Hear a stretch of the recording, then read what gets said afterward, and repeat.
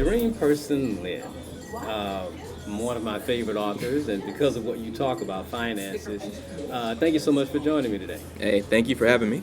Good. Now, we talked before about brass knuckle finance and what's involved in that, but we didn't really go into a lot of details. We just kind of did an overarching view of finances and the things you should avoid. But let's talk about first, how did brass knuckle finance get started? Well, Brass Knuckle Finance is a book about beating debt and mastering your money. It's um, it's a it's a philosophy, if you will, that involves no excuses and a very short time frame for getting stuff done financially. It's like hard hitting. You want to get it going, and you want to get this debt out of your life as soon as possible. That's something that came about from dealing with a lot of people in my home after the market crash. That actually was a situation that happened because of me moving into my garage. I started consulting with a lot of people, and I realized that they actually have a very long time frame for trying to get stuff done in their lives. So I said, "Hey, we're taking too long for this. Let's get something hard hitting, short, straight to the point, and get it done in 24 months." And that's what Brass Knuckle Finance is. Great. And quickly, what was it in your personal life that prompted you to get it started? My personal life, what happened initially, I've been in debt twice in my life. First time, I moved back to my parents' house, saved up a lot of money, and paid off my debt at the same time. Lived in a bunk bed. Second time I was in debt in my life was in the housing collapse, and that is what got me to say, hey, enough is enough. I've done this twice. I can't do this a third time. I can't let people around me do this. This is destroying dreams. This is pushing off, passions. I can't no longer do this. But what got me to the point where I was completely fed up, I had already started teaching people how to invest, and that brought me to a person who was deeply in debt. We went to the same school. One of their friends hooked us up for a consultation, and I was trying to get her to a good place so she can invest financially. But after talking to her, she was telling me how she was thinking of taking her life and all these things, and I was realizing at that point there's the risk reward for being in debt it's just completely blown out. Right. It does not make any sense to properly do if you properly do play the debt game and you win.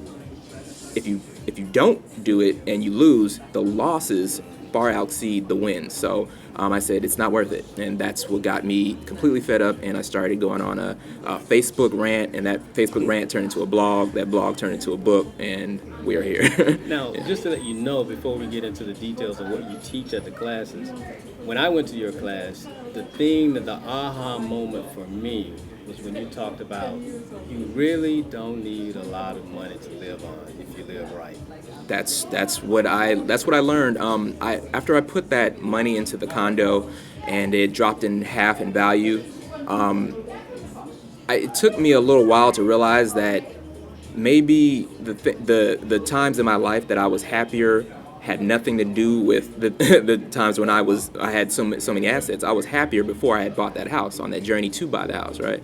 But when I got the house and I had all this nice furniture and the car and a SUV and a 3-story condo, I was more unhappy at that point, and I started thinking about, did I even need to, if I even kept the house, would I be happy just to make more money to keep the house? And I would lose half of my time trying to make $3,300 a month. My passions would be out the window. I'd have to work at a bank doing things I don't like. So I'd rather the people that I coach, learn to live on a little bit less. You don't have to be a pauper, but learn to live on a little bit less, and then that living will be the what your goal is, instead of what you're paying on. So live is the goal, instead of buying a bunch of crap. Yeah, that's what I did. I've been a money maker, hustler. I've sold everything that there is to sell. From I was a DJ. I was selling mixtapes. I was selling even candy in high school. I was always selling stuff. I always knew how to make money, but I was never taught, and this is no fault to my parents, but their parents never taught them either, what to do once you make that money, or else you'll always have to be making money. And that's what I taught myself after the second time I was in debt. I said I got to figure out where to place this money so I'm not struggling anymore. Even though I'm making all this money, it's still not worth my time to stress out myself every day just to pay for stuff that doesn't even make me happy. So that's what I meant by the income not being the end goal. You have to learn to live on a little bit less. Now, if someone was to go to one of your brass knuckle finance classes, what are they going to be taught there? The classes are typically 5 weeks in length. We go through all 5 courses that I've written about in the book. The first course is how your mentality and your health affect your wealth. We also talk about your self-esteem in that course. Then we go into the actual budgeting portion of brass knuckle finance. That's week 2 or course 2 in the book.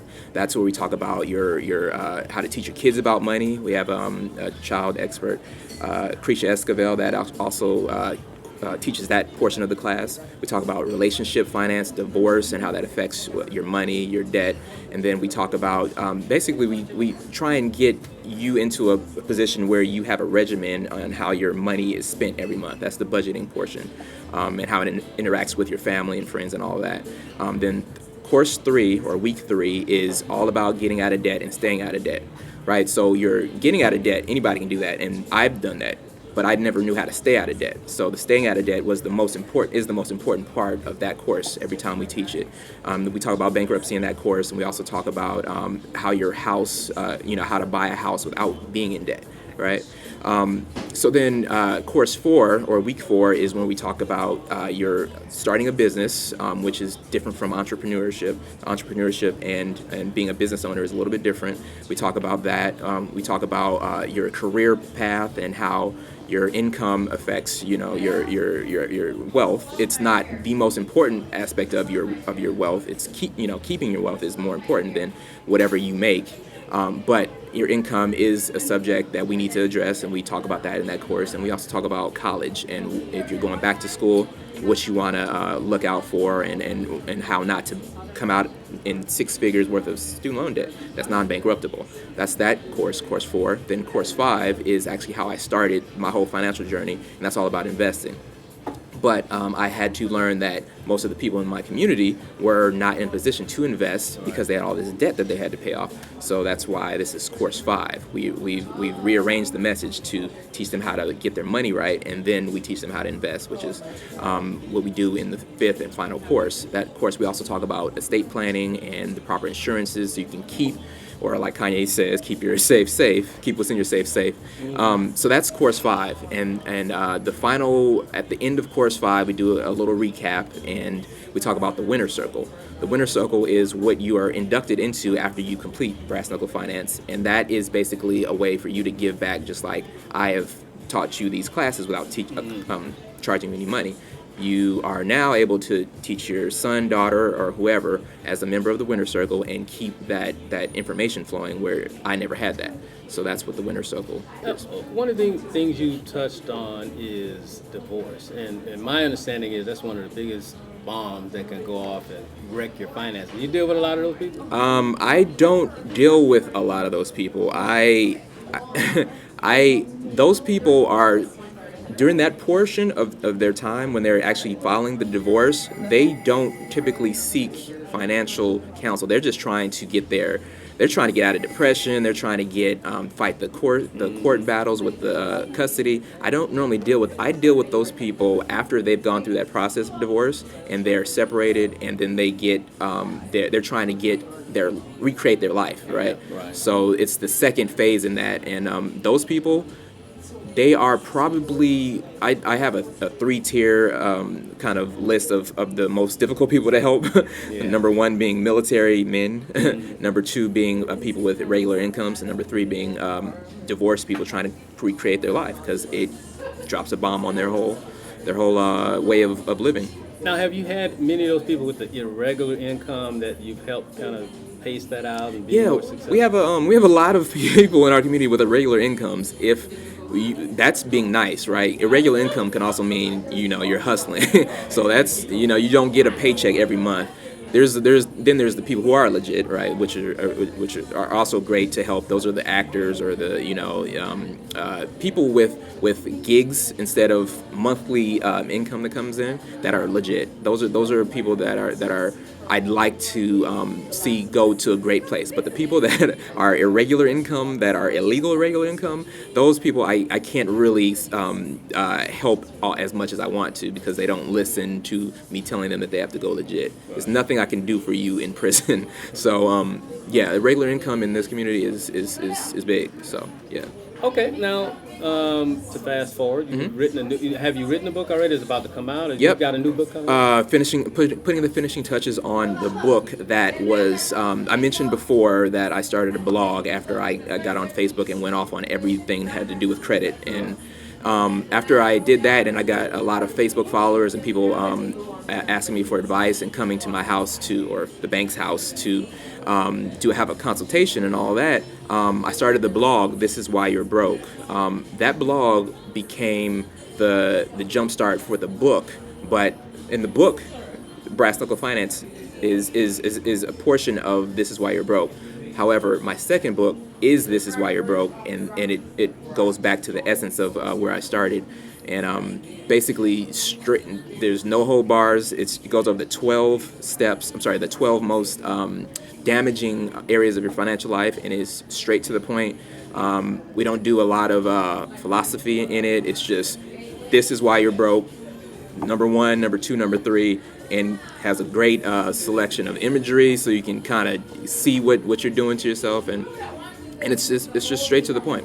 So yeah. And I'm one of those guys that loves lists. And generally guys like that kind of thing. And I think that's a good approach to come out, hey, these are the 12 reasons why you're broke. And you also talk about what to do about it. Right? Yeah, that's the idea. We don't want to just kind of depress people. We have to, I will say this, we do have to get people to step into their truth and to accept where they are. And that's one of the approaches that I use. Once I get them to say, hey, he's talking about me here, then I tell them, okay, we can do something about this. And that's what we do at the end of every reason, or they're chapters, but they're reasons.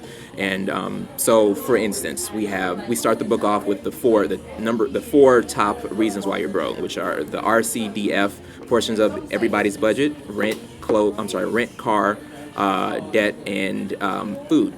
So after rent, we tell you that, first of all, most people that I deal with are talking about, They do 70 to 85% of their income in rent, and they're on a path to only juggle that for so long. I tell them that if you want to do that, that's fine, but you have to have no debt.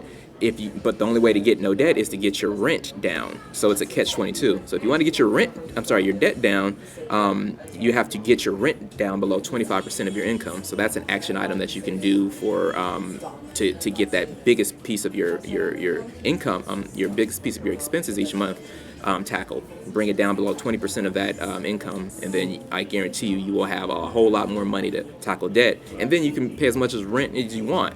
But that's what we have to do first, so we can get there. Something you said, just kind of a throwaway line that really sparked me, was they had to step into their truth. Yeah. Because when I first went to your classes, if I would have went 5 years ago, I wouldn't have been able to hear you. Yeah, exactly. Yeah, and that's the funny thing. If I had taught myself 5 years before, I would be like, "What is he talking about?" And that's another reason why we don't have a kids class yet. We want to teach the parents to teach the kids. But myself, I found a better approach, or a better strategy is to teach people after they felt that pain. Like, you can tell a kid at 17 not to use credit cards, but they're seeing on TV and ads, like, everybody does it. Until you feel that pain of not being able to pay it off, and you've got to let something go that you really like to do, or you can't go on that trip because you got all these bills. After you get that pain, then I could talk to you, and it's like, hey, maybe I should, not do this again. Yeah, that's what I did. The most money I've ever made in my life was when I cut my overhead expenses, my overhead living expenses, and that is what I used to invest. And I technically don't have to work any job ever again. I do what I do so I can make sure that I can open up community centers and I can do the things that I'm passionate about. But if I wanted to never see anybody else again, I don't ever have to even come out the house. house. Exactly. I don't have to, but and that's what this is about. It's about kind of trying to get yourself to a position where you don't have to stress out about pleasing your boss and doing all these things for 30 years that people. That appealed to me so much Yeah. too when you were doing your plan. Yeah. Wow, I want to be able to one day, if I want to just walk out of there and say, man, forget this, I'm gone. Yeah, but and that's the thing. Most people that do get to that point where it's like I don't have to work, or I don't, or if I go into a job that I'm not happy about, I don't have the money to go and pursue another career like that jumping transition most people can't do. But if you get to a point where you can do those things, even if you don't end up doing them, that mentality, that stress that you change yourself into, it's so powerful. Wealthy people pay a lot of money for options, and we don't have a lot of options. Even though if they don't use those options, it's so valuable to have them because it changes your whole mentality and your mood and your essence, basically. So that's why we do that. So where can people go if they want to buy your books and know more about Jarim personally? Well, we're all online as far as any type of books that we sell. We also have books on in various places around LA. We have books in Simply Wholesome on Overhill and Slauson. Okay. We're putting books in. We're gonna try and get Derek's Jamaican Cuisine to carry some books. But all of the places that you can find the books are located on our website. That website is brassknucklefinance.com. That's the easier way for you to remember that is just to go to BKF University. That's B as in boy, K as in king, F as in food, university.com, and it'll take you to brassknucklefinance.com. And This Is Why You're Broke, it has a link on there. My Facebook page has a link on there, and that's the hub for all of the things that we do. So that's where you can go. Perfect. Thanks for letting me talk to you, Jarim. Thank you for having me.